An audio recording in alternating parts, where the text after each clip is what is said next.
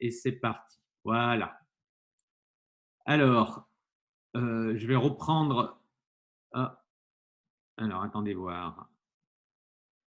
Pourquoi je n'ai pas mon tableau? Hop, je vais là. Alors, OK. Je vous partage mon écran. Tac. Voilà, super. Normalement, ça a dû marcher. Donc, le thème aujourd'hui, hein, c'est sur le thème des standards. Alors, ce qu'on appelle les standards, c'est tout ce qui est lié à la documentation et de définir des règles écrites dans votre organisation. Et l'idée, simplement, c'est de poser un peu le débat, un échange avec vous sur le fait de se dire est-ce que ces règles, ce fait de définir un certain nombre de règles sous forme de procédures d'instruction, de mode opératoire, est-ce que ça, c'est has-been? Autrement dit, est-ce que ça fait partie du passé ou est-ce qu'au contraire, le fait d'avoir encore ces règles écrites, ces procédures, ces instructions sont toujours d'actualité aujourd'hui et demain? Voilà. Donc l'idée, c'est plutôt de poser une réflexion ensemble sur ce sujet, en sachant qu'il n'y a pas forcément de vérité, hein. L'idée, c'est plutôt de partager un moment autour de ce thème-là. Alors avant de rentrer dans le vif du sujet, et ça permettra aux personnes un petit peu en retard de nous rejoindre, hein, l'idée c'est de refaire un petit rappel sur nos échanges du 28 avril, hein, sur le thème de vivre autrement les audits de certification. Donc l'idée de cette approche, hein, pour ceux qui étaient présents pour cette visio, hein, je le rappelle qu'il y a un replay sur notre site internet quali9.fr dans la partie précurseur de la nouvelle qualité. Donc sur ce thème, sur vivre autrement les audits de certification, hein, l'idée c'était plutôt de se dire, c'était pas de blâmer ou de mettre en porte-à-faux entre guillemets les auditeurs externes. L'idée c'était de le faire plutôt, d'avoir une approche en toute bienveillance autour de ce sujet, mais en tirant un peu une sonnette d'alarme en disant il est peut-être important maintenant de faire autrement, de vivre autrement ces audits de certification, en tous les cas pour certains audits de certification, pour que ça apporte de la valeur ajoutée. Donc, par rapport à ce sujet, nous avons fait un sondage avec une question simple, hein, c'est quelle est pour vous la valeur apportée par les audits de certification? Dans une logique un peu, est-ce que vous recommanderiez, l'idée c'était de s'inspirer du NPS, donc je n'ai pas fait une question recommanderiez-vous comme c'est purement dans la méthode NPS, mais l'idée c'était de partager un outil. Donc vous avez voté, il y a eu 59 votes sur 64 personnes présentes, hein, donc c'est assez intéressant. Et l'idée, c'était d'avoir un vote sur une échelle de 1 à 10 en s'inspirant justement du NPS. Et je vous avais projeté ce schéma, hein, où le NPS, l'idée, hein, c'est qu'il y a trois types j'allais dire, de clients. Donc, on a les clients promoteurs, c'est-à-dire ceux qui vont parler de l'entreprise, en l'occurrence, ou du thème ici, de manière très positive, qui seront vraiment des promoteurs qui vont répandre la bonne parole, j'allais dire. Ensuite, donc, c'est ceux qui mettent 9 ou 10 dans ces types d'enquêtes.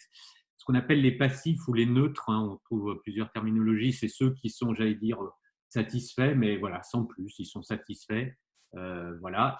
Et puis après, il peut y avoir des détracteurs. Donc, dans la méthode, on considère que c'est les gens qui mettent de 0 à 6, qui sont plutôt détracteurs, c'est eux qui enverront plutôt une image négative ou un certain nombre d'éléments négatifs. Voilà, donc cette petite approche, hein, je me suis amusé, comme je vous l'avais dit, à le traduire en statistiques. Donc, suite au vote, 42% de promoteurs. Donc là, c'était intéressant comme sondage, c'est-à-dire qu'il y en a 42% qui vivent pleinement leurs audits de certification, donc sur les 59 personnes qui ont voté.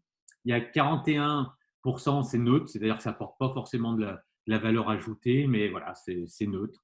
Et il y a 17% qui seraient plutôt détracteurs en disant c'est plutôt pas très positif dans nos organisations. Alors, je suis allé au bout du petit exercice en reprenant la méthode. L'idée, c'est aussi de partager un outil. Et donc, le NPS se calcule en prenant le pourcentage de promoteurs moins les détracteurs et on obtient le chiffre de plus 25. 42 moins 17%, ça égale 25. Alors, j'ai fait 2-3 petites recherches très simples, hein, sur Internet pour dire plus 25, ça veut dire quoi? Et j'ai trouvé ces éléments-là. Donc, l'échelle, hein, ça peut être de moins 100 à plus 100. Donc, un score de moins 100 signifie que tous vos clients sont détracteurs. Donc là, il y a danger. Donc, dans notre étude, il y aurait danger. Et un score plus 100, c'est que tous les clients sont promoteurs. Donc, sur des échelles en disant plus 25, ça correspond à quoi? Ça veut dire que tout NPS supérieur à 0 peut donc être considéré comme correct, la majorité de la clientèle sondée étant satisfaite des services, hein. Il est également admis qu'un NPS supérieur à 50 est bon, voire très bon. Voilà.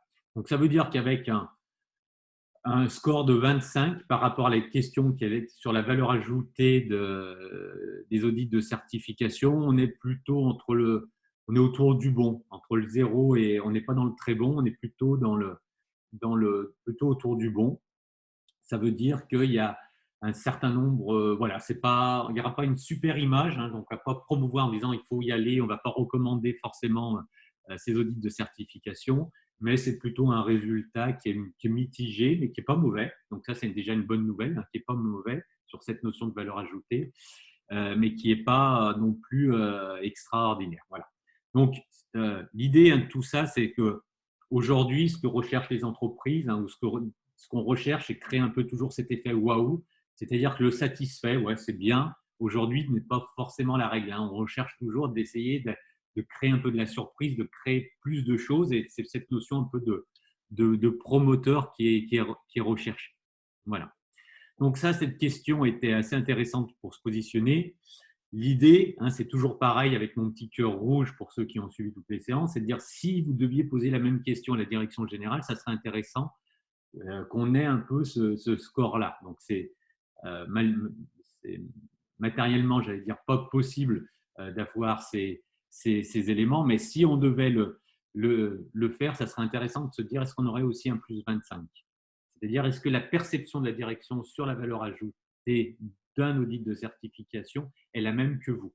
Et ça, c'est toujours, hein, dans cette logique de faire preuve d'empathie, de sortir de son cadre de référence et de penser vraiment direction générale. Voilà. Donc là, c'est une question qui malheureusement va rester en suspens parce qu'on n'aura pas les éléments de réponse et ce n'est pas possible d'aller plus loin dans cette démarche. Après, ce qu'on a partagé, c'est de se dire si on veut vivre autrement les audits de certification, ben, la première chose, c'est de faire le ménage devant sa porte, c'est-à-dire vous, en tant que manager qualité, c'est de faire une chasse à tous les irritants. Donc, ce qu'on avait partagé la dernière fois, les irritants, c'est toutes les choses qui ne sont pas faites de manière naturellement au sein de votre organisation. Et lorsque l'audit de certification approche, et c'est là où on met le petit coup de balai, voilà, c'est ce qu'on appelait à l'époque dans l'armée la revue de pactage, c'est-à-dire vraiment de s'assurer que tout est au carré avant l'audit. Ça veut dire que tout ce travail qui est fait pré-audit de certification, ça veut dire quoi? Ça veut dire que là, il y a quelque chose, une alerte qui vous dit il y a des choses qui ne sont pas faites naturellement. Donc, ce qui est important, c'est de se poser la question pourquoi ce n'est pas fait naturellement et comment faire en sorte pour éviter de faire cette revue de pactage. Ça veut dire que là, il y a un problème. Et est-ce qu'il n'y a pas un problème aussi d'interprétation un peu abusive de la norme? Donc, ça veut dire quoi? Ça veut dire que si on ne reprend pas ces éléments-là, à chaque audit de certification, il faudra remettre le petit coup de balai. Donc là, je vous invite vraiment, la première chose à faire, c'est pas de se dire si on a un problème avec nos audits de certification, c'est forcément la faute aux auditeurs externes. La première chose à faire, c'est de se dire, moi, je regarde la vérité en face et je me dis, j'ai peut-être dans mon système des choses qui sont artificielles. Il faut vraiment que je fasse cette chasse aux irritants pour avoir un système qui vit pleinement tout au long de l'année. Donc ça, c'était la première idée partagée. Et la deuxième, j'ai parlé du management de la relation avec l'auditeur externe en vous proposant 10 règles. Je ne vais pas reprendre, je vous invite à regarder le webinaire précédent qui est en replay. Là-dessus, 10 règles pour aborder différemment, 10 principes pour aborder vraiment une relation avec les auditeurs externes qui soit vraiment plus constructive en faisant preuve de transparence et qui soit beaucoup plus qui apporte vraiment, qui atteigne cet objectif d'apporter de la valeur ajoutée pour que finalement on ait de plus en plus de contributeurs, c'est-à-dire par rapport à notre sondage, qu'on aille vraiment dans la zone verte. C'est vraiment la zone verte qui assure la pérennité dans une entreprise au niveau d'un client. J'allais dire, si on fait une analogie avec une démarche de certification, on peut retrouver la même chose. Voilà, donc ça c'était le petit retour sur le passé. Je vais regarder s'il y a eu des petits messages ou dans votre dans le chat. Aurélie nous a rejoint de Lille, je suppose, ou en tous les cas du Nord. Merci. OK. Pas de message aussi. Le son est au top. OK. Donc, eh ben, je vais continuer sur vraiment la séance du jour autour sur les standards. Donc, je croyais que les standards faisaient partie du passé.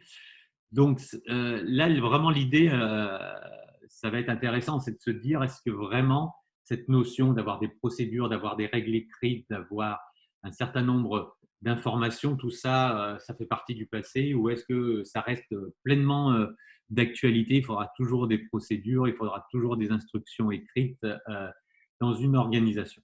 Alors, avant de rentrer dans le vif du sujet, ça, ce qui est intéressant là-dessus, c'est une réflexion. C'est alors là, lorsqu'il y a des débats et lorsque nous, on fait vraiment des formations où on aborde le sujet, c'est intéressant de voir toutes les croyances qu'il y a autour de ce sujet.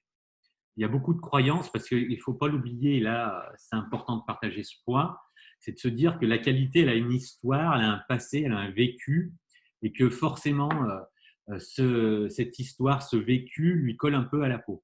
Et à l'époque de l'assurance qualité, hein, dans les années 87, on était vraiment dans la logique. euh, bah, on a fait une erreur, hein, une erreur qui me paraît quand même, on en paye un peu le prix aujourd'hui, c'était de se dire la qualité, c'est quoi? Et on a traduit malencontreusement le PDCA de Deming, où à l'époque, on se disait, ben voilà, la qualité, c'est quoi? C'est écrire ce que l'on fait, faire ce que l'on a écrit, vérifier que ce que l'on a écrit est bien fait, et puis le A, ajuster. Donc, on a fait une erreur en traduisant le plain de prévoir de Deming en le S de standardiser, et de se dire, tout ce qu'on doit faire, on doit l'écrire. Et du coup, avec cette erreur d'interprétation, il se passait quoi dans les organisations? Il se passait que on faisait des audits, et j'en faisais partie là-dessus, puisque j'ai pratiqué beaucoup d'audits de certification, et on se disait, ben voilà, on auditait, et puis on tombait sur des parties qui étaient plutôt bien mises en œuvre et plutôt bien faites, et puis on se disait, ben, quand même, on va mettre un écart. Alors à l'époque, on appelait ça un écart documentaire. Ça veut dire quoi? Ça veut dire ce qui est fait sur le terrain, j'ai rien à dire. Ça fonctionne, ça marche, j'ai rien à dire là-dessus, mais ce n'est pas écrit. Et du coup, l'erreur qu'on faisait, c'était plutôt de se dire, bah, si ce n'est pas écrit, je te colle un écart. Donc, on se retrouvait dans une situation où des audités, on leur disait, monsieur, ce que vous faites sur le terrain, c'est nickel. Par contre, ce n'est pas écrit, donc ce n'est pas bien. Donc, comme si la finalité de la qualité, c'était d'écrire tout ce qu'on faisait. Et du coup, avec une telle approche, eh bien, on s'est retrouvé avec une masse documentaire énorme, et surtout qui n'était plus gérable pour les organisations, qui n'était plus gérable parce que de vouloir tout écrire, peut-être à une certaine époque, c'était possible parce que le rythme du changement n'imposait pas des modifications aussi fréquentes, hein, c'est-à-dire que quand on écrivait quelque chose, sa durée de vie, c'était peut-être 2 ans, 3 ans. Voilà. Aujourd'hui, quand on écrit quelque chose avec le rythme du changement, les réorganisations internes, la durée de vie, ça peut être de 6 mois, 3 mois. Donc, du coup, on est pris un peu entre, si on conserve le même schéma, on va avoir du mal à tenir à jour. Et du coup, avec une telle masse documentaire, si on conserve une telle masse documentaire, le risque de tout ça, c'est d'avoir de beaux écrits, mais que la réalité du terrain soit différente. Donc aujourd'hui, se pose vraiment une vraie question autour de ces standards, c'est de dire, est-ce que les standards, dans un monde qui change de plus en plus vite, est-ce qu'ils ont encore une raison d'être? Est-ce qu'ils ont encore une légitimité? Ou au contraire, il faut passer à autre chose?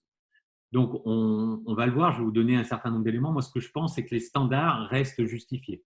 Dans une organisation, et comme j'ai déjà eu l'occasion de le partager, et ayant la chance d'évoluer dans des entreprises, alors j'aime pas trop le terme, mais je vais mettre des guillemets type start-up, c'est-à-dire plutôt des sociétés en fort développement, j'ai eu la chance d'avoir ce type de débat, et ce qui ressort, c'est de se dire que finalement, à un moment donné, les collaborateurs, quand ça va très vite, ils recherchent des cadres. Ils recherchent un cadre pour dire, moi, je ne sais plus ce que j'ai à faire finalement, je ne sais plus qui fait quoi, j'ai besoin d'avoir un cadre autour de moi. Et ces notions de standard, donc, qui peuvent prendre différentes formes, ça permet à un moment donné de définir le qui fait quoi sur des points clés organisationnels. Alors, je pense que la vraie difficulté aujourd'hui, c'est qu'avant, on disait il fallait tout écrire. Dans mon époque assurance qualité que je viens de vous exposer, c'était assez simple parce que l'idée, c'était de dire je fais un truc, ce n'est pas écrit, il faut que je l'écrive. Aujourd'hui, je pense que c'est plus aussi simple que ça. Il faut vraiment écrire ce qui est nécessaire. Il faut vraiment arriver à trouver son équipe documentaire et arriver à pointer du doigt les points clés, les points essentiels. Alors, moi, j'ai souvent l'habitude de dire il y a trois règles, il y a trois choses qui peuvent générer un besoin de formalisation. La première, c'est lorsque, justement, c'est celle que je viens d'évoquer, on ne sait pas trop qui fait quoi dans l'organisation. On se dit, je ne sais plus qui, voilà, c'est un peu à l'initiative de chacun. Donc, on se fait une bonne procédure qui dit qui fait quoi et comment. Et là, ça règle un flou organisationnel pour être plus performant. Donc, ça, le fait de clarifier une organisation pour savoir vraiment qui fait quoi, ça peut être un premier facteur qui dise on a besoin d'un écrit. Le deuxième facteur, c'est pour harmoniser des pratiques. Alors ça veut dire quoi? Ça veut dire que dans certaines organisations, par exemple multisite, à un moment donné, si l'agence de Toulouse ne travaille pas de la même façon que l'agence de Bordeaux ou l'agence de Reims, à un moment donné, j'ai besoin de définir des modes opératoires, des pratiques pour que mon client, qu'il soit à Toulouse, à Reims, à Bordeaux, il ait la même qualité de service. Donc là, harmoniser des pratiques, je veux que tout le monde travaille de la même façon. Ça peut être un deuxième input. Donc là, je prends sur un exemple sur une organisation multisite, mais je peux prendre la même chose en interne. Par exemple, je veux que mes collaborateurs soient accueillis exactement de la même façon, qu'ils arrivent au service de production, qu'ils arrivent à la maintenance, qu'ils arrivent aux ressources humaines ou aux achats. Donc, je vais définir une procédure d'accueil et d'embarquement des nouveaux collaborateurs pour que tout le monde soit accueilli de la même façon.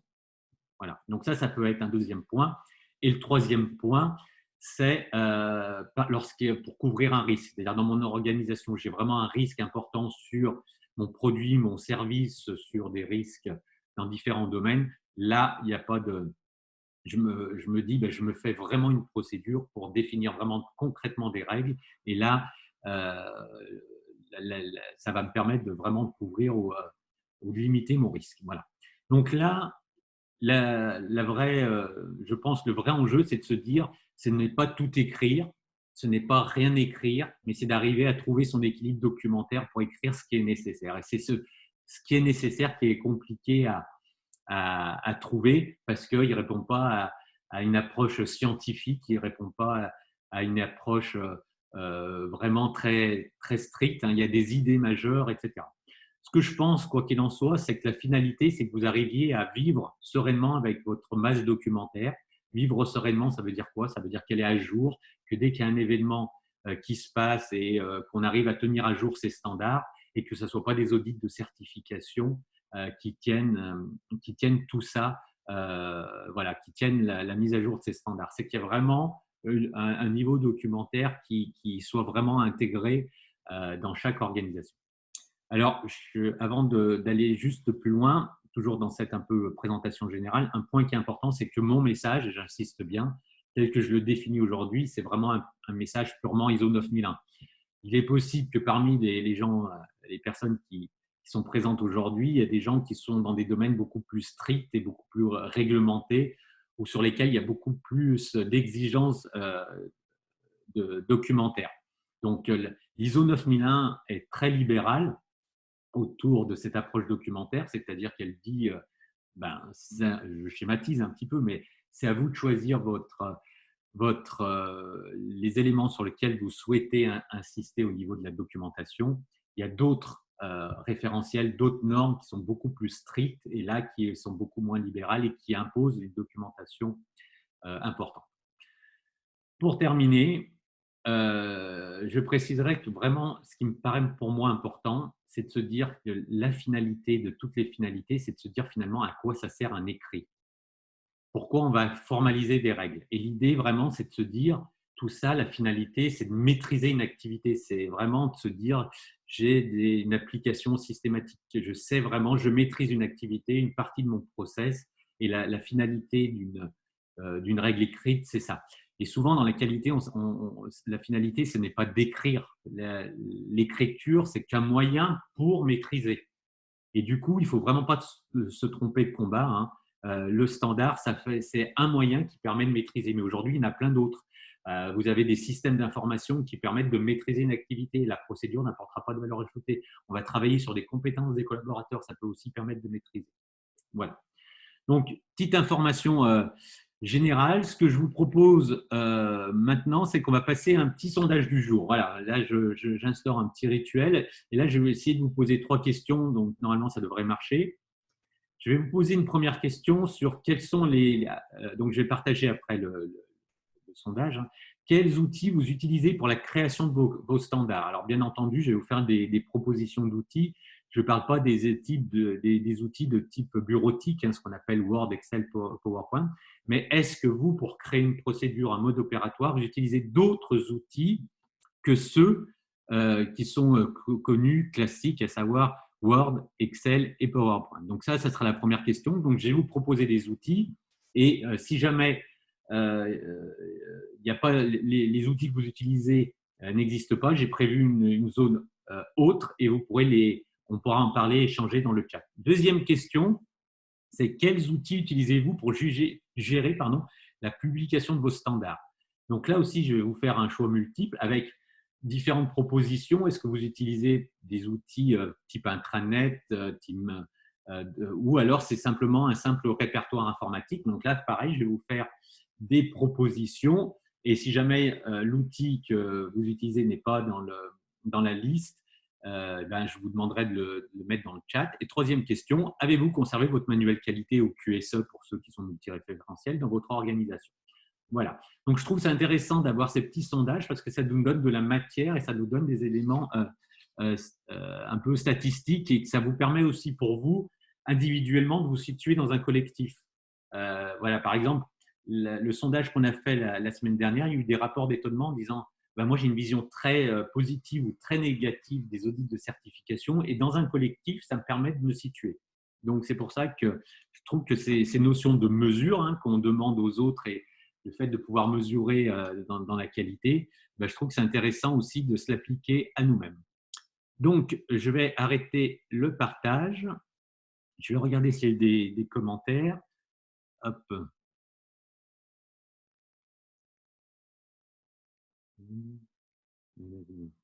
OK. OK. Bon, donc je vais vous partager le petit sondage. Hop. Je vais ouvrir le vote. Donc, les 3 questions vont apparaître. Alors, là, j'ai dû ouvrir le vote. Donc, là, je ne sais pas si les 3 questions sont les unes en dessous des autres. Donc, la première question, c'est quels outils utilisez-vous pour la création de vos standards? Donc là, c'est une question à choix multiple. Vous pouvez choisir plusieurs éléments. Donc, est-ce que vous utilisez des outils pour faire des logigrammes? Alors, j'ai mis que des exemples, hein. On ne peut pas être exhaustif, type Visio, Lucidchart, Hydro. Alors, si vous l'utilisez, vous cochez. Est-ce que vous utilisez des outils pour faire des cartes mentales, hein, donc tout ce qui est des cartes mentales. Donc là, vous cochez si vous utilisez. Est-ce que vous utilisez des outils pour faire des infographies type Canva, Geniali? Est-ce que vous utilisez des outils pour faire des vidéos type Powtoon ou d'autres outils, hein? Donc là, c'est pareil. Autre, vous précisez dans le chat. Et aucun outil en dehors de la suite bureautique. Là aussi, vous pouvez voter là-dessus. Ensuite, OK, donc c'est choix multiples. Quel outil utiliser pour gérer la publication de vos standards? Donc, soit répertoire informatique, c'est-à-dire que vous mettez à disposition la documentation dans des répertoires et les gens vont la chercher ici. Donc, soit sur de l'intranet, donc là, on est plutôt, vous avez un intranet ANER, soit vous utilisez Teams ou SharePoint, Google. Outils dédiés QSE, c'est vraiment ceux qui utilisent des outils vraiment QSE pour diffuser de la documentation, hein. S'il y en a qui utilisent des wikis ou de la GED, des outils GED ou autres à préciser dans le chat. Et avez-vous conservé votre manuel qualité, oui ou non? Voilà. Donc, il y a 3 questions. Les 2 premières sont à choix multiples, c'est-à-dire que vous pouvez choisir plusieurs outils, hein. Donc, là, parlez vraiment les outils que vous utilisez. Et la dernière, elle est à choix unique, c'est-à-dire que c'est oui ou non. Je vous laisse voter. On a 30 participants, donc nous sommes montés à 50. 50 personnes aujourd'hui, super. Merci de votre fidélité. Nous avons donc 32 votants. C'est un peu plus long là, puisque nous avons 3 questions à répondre. Donc la première sur quels outils utilisez-vous pour la création de vos standards. La deuxième, c'est quels outils utilisez-vous pour gérer la publication. Donc là, on est vraiment sur la mise à disposition. Et la troisième, c'est avez-vous conservé votre manuel qualité dans votre organisation. Voilà. Super. Donc là, on voit 39 votants pour le moment. Alors, je ne vois pas trop d'outils apparaître pour le moment.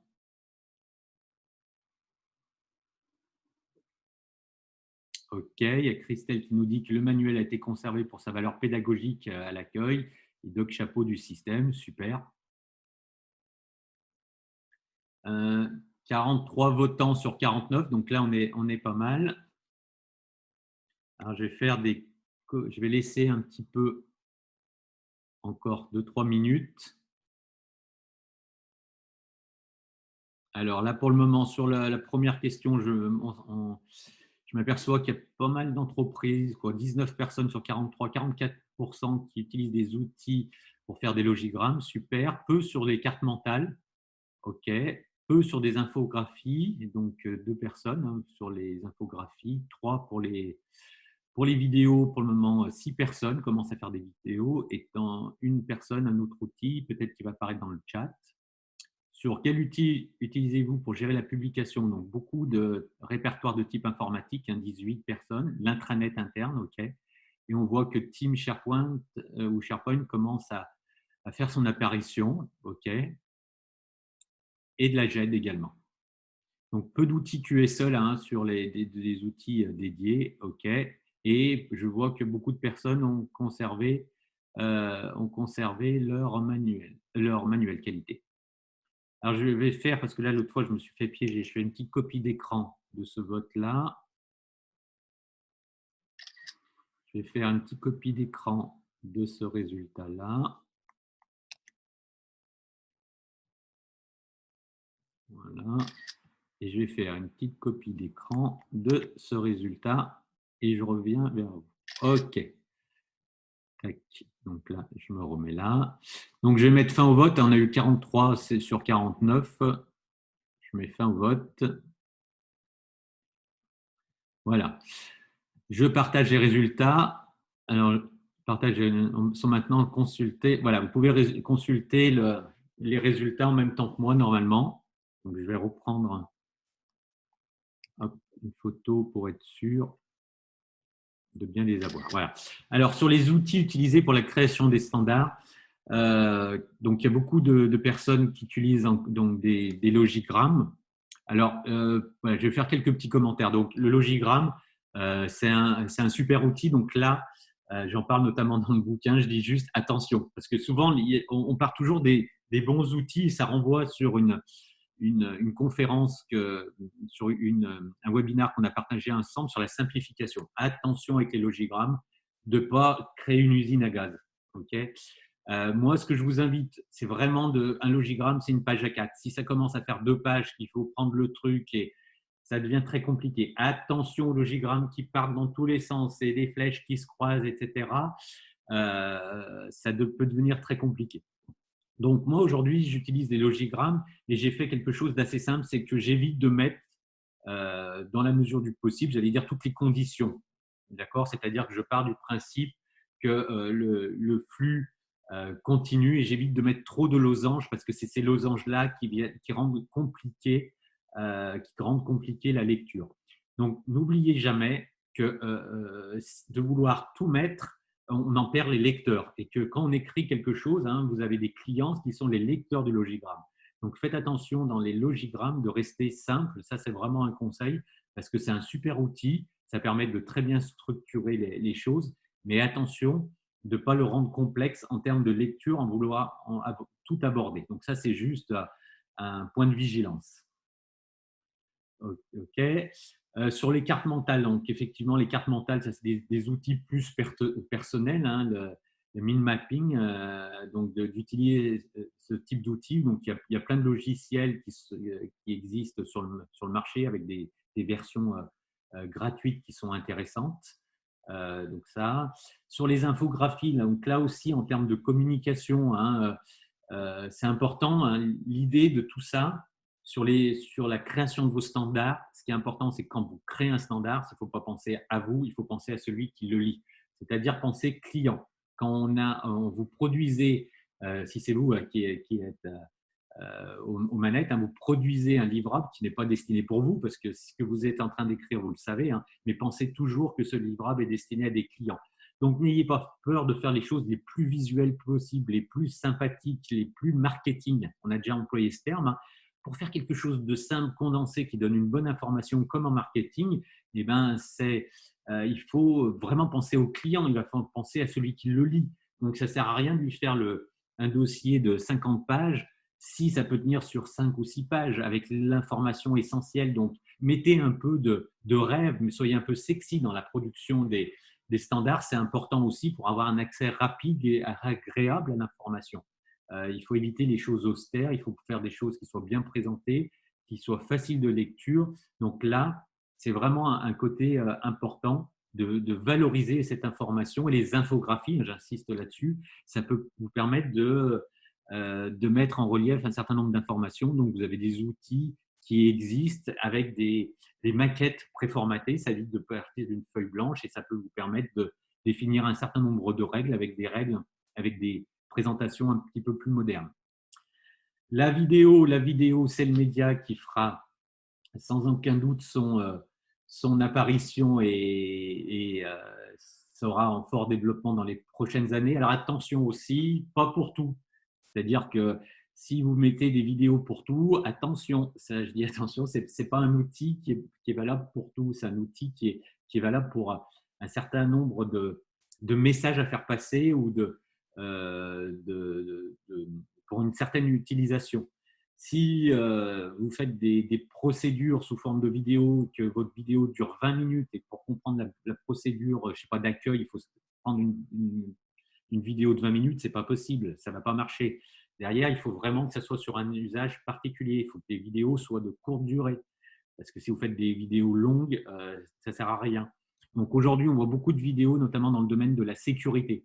Je pense que vraiment, pour présenter des situations à risque, les vidéos peuvent être vraiment des super outils de partage et que ça permet une forte sensibilisation. On arrive même à voir aujourd'hui des vidéos un peu type 3D. Alors ça, c'est pas dans le futur, hein, c'est désormais possible. Je l'ai testé avec des lunettes qui vous permettent de mettre en situation vraiment des situations à risque. Et là, je peux vous dire que notamment en matière de sécurité, c'est un message très fort. Donc la vidéo, oui, ça fera partie de la boîte à outils du responsable qualité.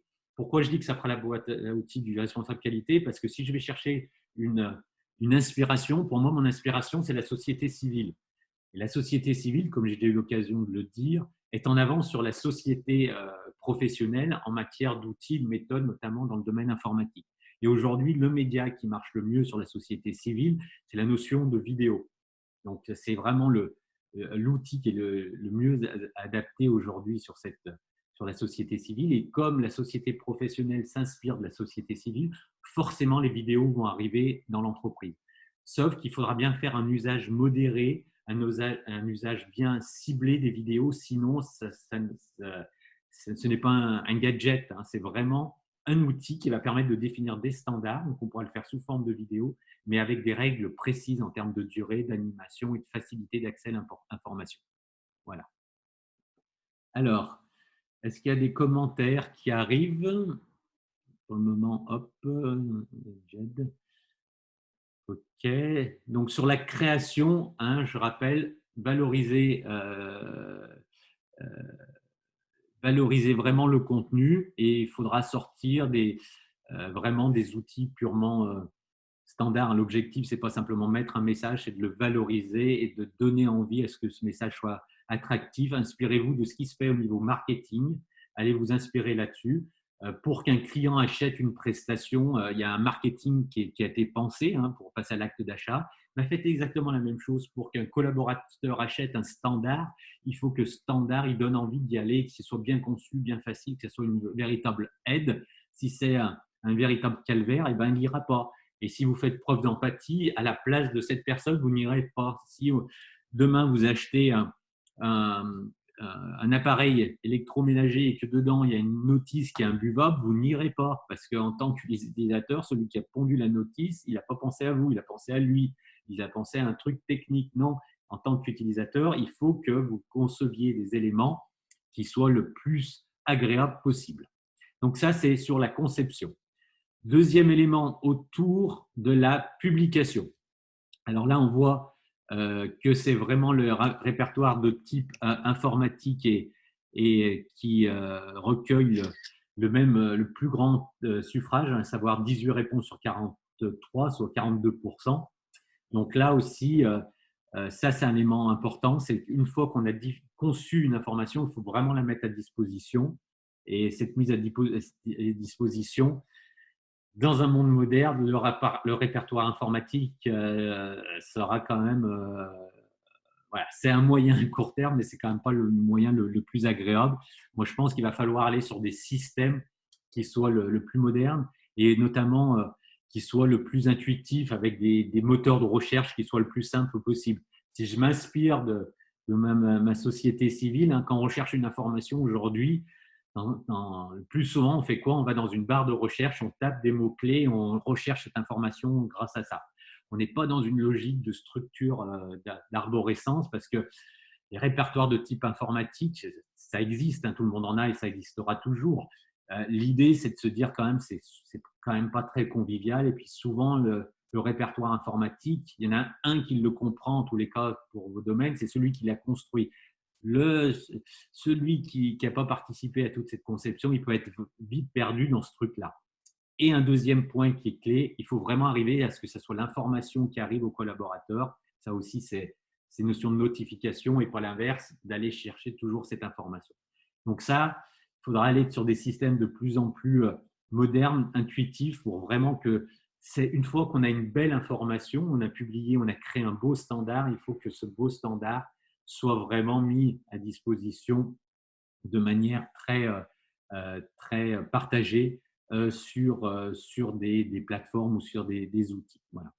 Donc aujourd'hui, le répertoire, à mon avis, ce n'est pas l'avenir, hein, on n'est pas très moderne. Intranet, c'est déjà plus simple. Et puis après, des systèmes comme Teams ou SharePoint là, commencent à prendre de l'importance. Très peu d'outils dédiés QSE. Là aussi, c'est une vraie question. Est-ce que je prends un outil dédié pour mettre ma documentation QSE qui est peut-être à côté du système d'information de l'entreprise? C'est un vrai choix. Très peu de personnes utilisent Google. Alors, c'est vrai parce que là, c'est plutôt des habitudes. Google est très répandu au niveau société civile sur des usages de partage de documents et l'outil est plutôt bien pensé. C'est vrai que dans la sphère professionnelle, c'est un outil qui reste loin derrière Microsoft en termes de solutions. Donc, Teams peut être en tous les cas une bonne solution et il y a également la GED. Alors, je ne sais pas s'il y en a qui ont des retours d'expérience par rapport à la GED. Je ne vois pas grand-chose dans le chat pour le moment. Et enfin, je terminerai là-dessus sur ce petit sondage. Oui, 77% des personnes ont conservé votre manuel qualité. Ça, c'est un point qui est intéressant sur ça, parce que moi, je pense que le manuel qualité, c'est maintenant qu'il est plus obligatoire, c'est justement maintenant qu'il faut le garder et le conserver. Sauf que c'est pareil, hein, c'est toujours la même logique. La première question à se poser, c'est un manuel qualité, c'est même pas pourquoi.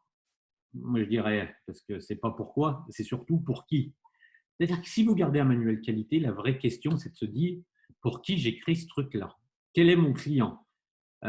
Qui va l'utiliser?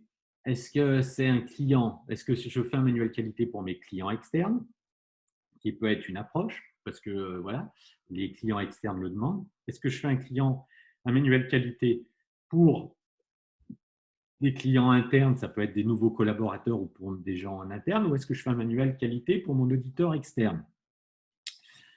Ma perception des choses, c'est avant, on faisait un manuel qualité pour les auditeurs externes, donc ça faisait des trucs imbuvables. un manuel qualité qui est conçu selon les chapitres de la norme, c'est imbuvable, ça ne sert à rien. Il n'y en a qu'un qui le comprend, qui comprend la structure, c'est votre auditeur externe. Donc, si votre client du manuel qualité, c'est l'auditeur externe, il faut surtout continuer à faire ça, c'est sur la bonne voie. Maintenant, pour faire un manuel qualité, ce qui peut être intéressant, c'est de penser aux autres. Est-ce que je le fais pour mes clients externes ou est-ce que je le fais et ou d'ailleurs pour mes clients internes? Et là, vous dites quel message j'ai envie de faire passer à mes clients, quel usage peut être fait de ce document.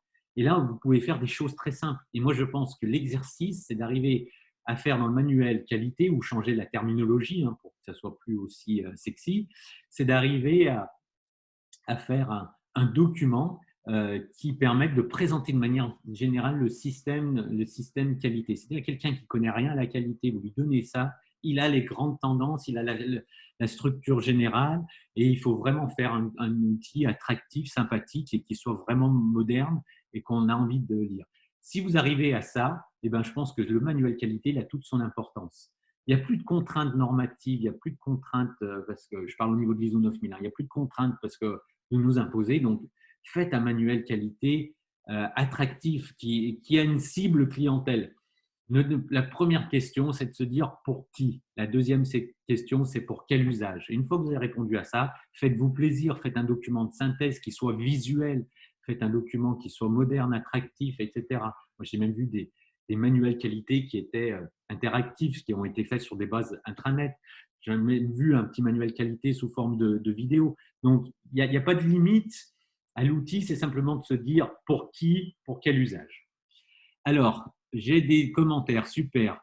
La GED, ça peut être parfois compliqué à mettre en place. Oui, alors effectivement, merci Sonia. Tout ce qui est GED et workflow, c'est pas facile à mettre en place.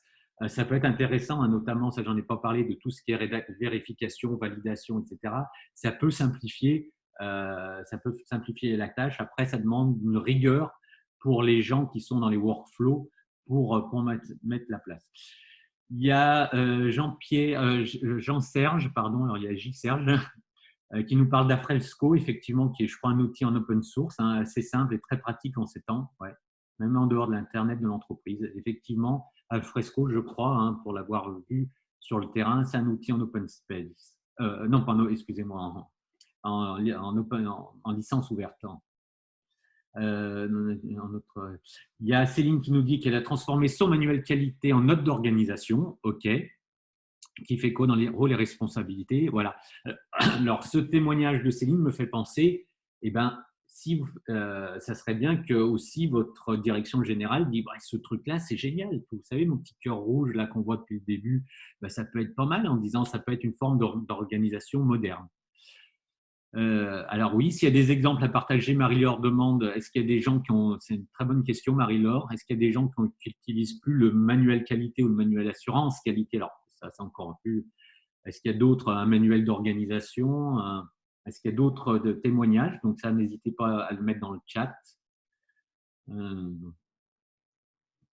manuel qualité permet encore de regrouper en un seul document 3 documents exigés par la norme, l'engagement de la direction, le scope et les exclusions. Effectivement, alors effectivement, ça peut être un élément qui peut permettre aussi de stocker une information avec certaines exigences de l'ISO. Moi, l'astuce là pour Étienne, ça c'est ma partie annexe.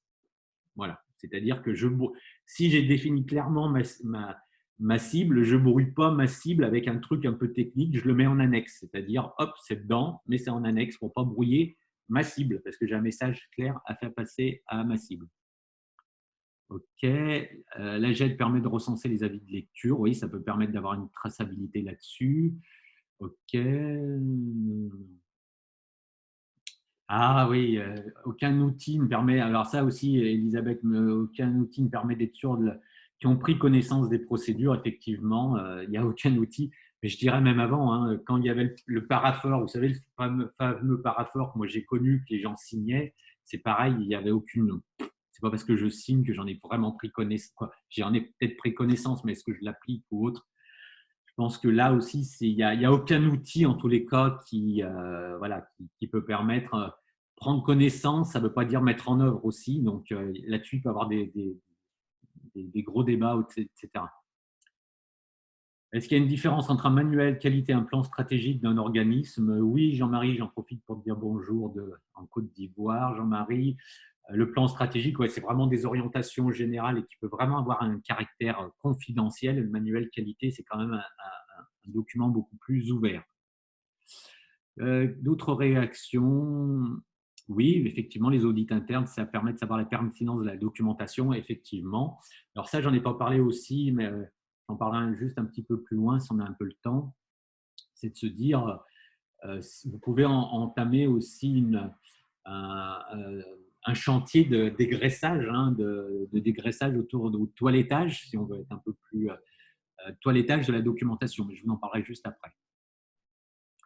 Alors, j'ai pas eu de contre-proposition, hein, sur manuel qualité, avoir quelque chose de plus agréable pour le moment, hein, je vérifie encore, mais mmh, et hop. Il existe des outils associés au GED qui permettent de lancer des QCM en fin de lecture, oui. OK, ça aussi, ça peut être un moyen. Si les personnes intéressées ne prennent pas connaissance d'un document où il nous dit, Serge, il faut s'interroger sur sa pertinence, effectivement. OK. Est-ce que j'ai d'autres commentaires ici? Tac, tac, tac.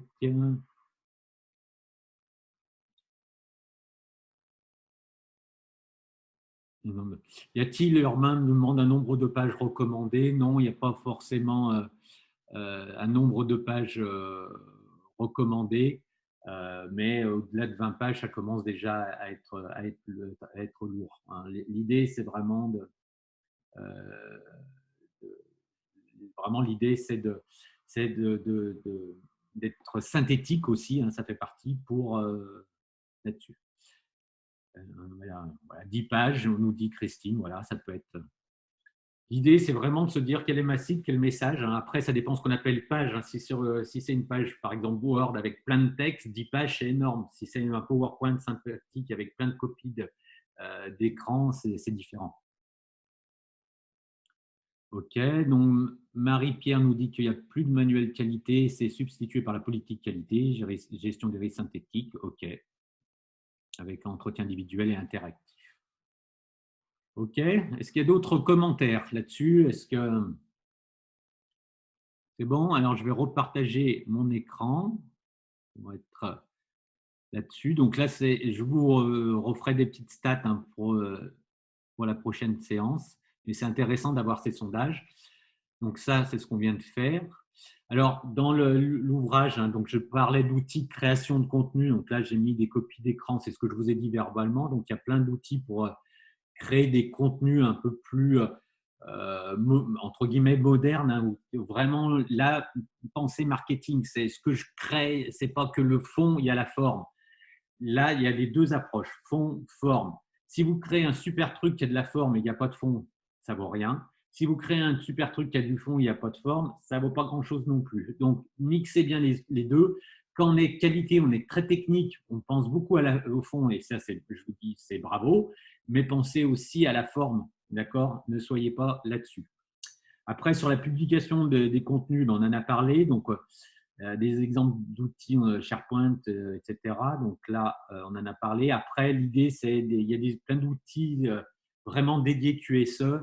Là, c'est une vraie question. Je n'ai pas la réponse. C'est de se dire, mais ça m'interpelle, c'est de se dire, quand on a ces outils qui sont vraiment dédiés QSE, ça fait un système d'information qui est un peu isolé, un peu à côté, avec des connexions, des mots de passe, etc. Donc, il y a le système d'information, par exemple, qui peut être autour de Teams, et on peut avoir encore des outils à côté. Est-ce que c'est bien, pas bien? Il y a avantages et inconvénients. Je n'aurai pas de réponse ferme en disant c'est mieux là ou c'est mieux là. Je dis il y a avantages et inconvénients, sauf que ça crée quand même un système d'information un peu à côté, qui peut avoir un avantage, mais qui peut avoir des inconvénients. Là, je vous laisserai vous faire votre vérité là-dessus. Modélisation des process aussi pour créer du contenu. Alors là, c'est l'idée. Là, il y a plein d'outils qui peuvent créer qui peuvent permettre de modéliser, hein, de créer des standards, mais modéliser, donc d'avoir vraiment des choses qui soient intégrées dans des bases de données, hein, je vais employer des termes, c'est-à-dire que au lieu de faire, par exemple, une procédure avec des standards sur comment définir un plan de formation, je vais faire des workflows où les gens auront des alertes, vont compléter des documents directement intégrés. Donc là, je vais pas avoir le temps de l'évoquer sur la modélisation des contenus. Par contre, un point qui me paraît important et qui sera vraiment l'avenir, alors là, c'est un peu difficile d'en parler parce qu'on manque de retour d'expérience et si vous en avez, je suis vraiment preneur, ça sera sur la gestion des connaissances. L'ISO 9001 version 2015 en a parlé, mais bon, c'est vraiment une bribe. Moi, je pense que l'idée pour moi là-dessus, c'est vraiment comment capitaliser vraiment toutes les connaissances, toute la matière et sous des formes de standards classiques, on n'arrive pas forcément à capter vraiment toutes ces bonnes pratiques. Et là, je pense qu'il y a un vrai enjeu sur cette gestion des connaissances. Donc, on commence à voir fleurir des notions comme en s'inspirant de la société civile, hein, comme du wiki. On connaît tous Wikipédia, bah, ça sera du Wikipro qui peuvent exister pour dire bah, voilà, j'ai des pratiques, j'ai des connaissances et voilà comment je fais par rapport à cette situation. Donc là, il va falloir imaginer des choses qui seront beaucoup plus automatisées, qui seront moins dans des cadres avec un rédacteur, un vérificateur, approbateur, qui seront plus sous forme de base de données.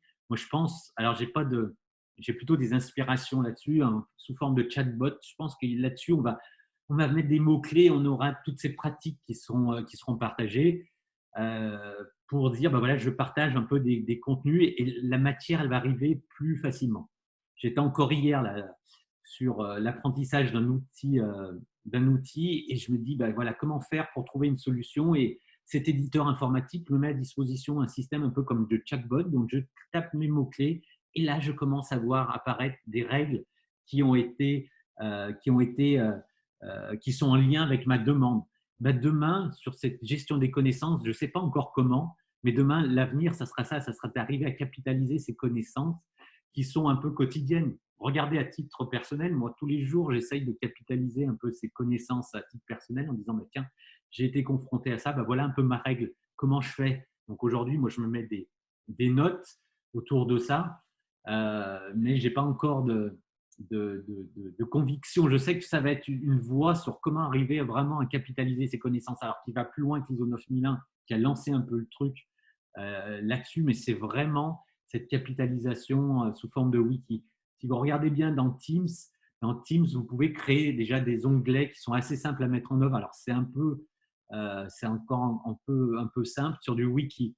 Ce que je peux vous dire sur ce sujet, c'est aller vous inspirer, si vous êtes des organisations un peu importantes, au niveau des développeurs, si vous avez des développeurs dans vos entreprises, eux, ils commencent à se mettre en place des wikis, des systèmes de wikis en termes de codification de code, etc. Donc, des choses qui sont vraiment pour partager vraiment des connaissances vraiment très précises et de la matière, hein, ce qu'on appelle le knowledge management.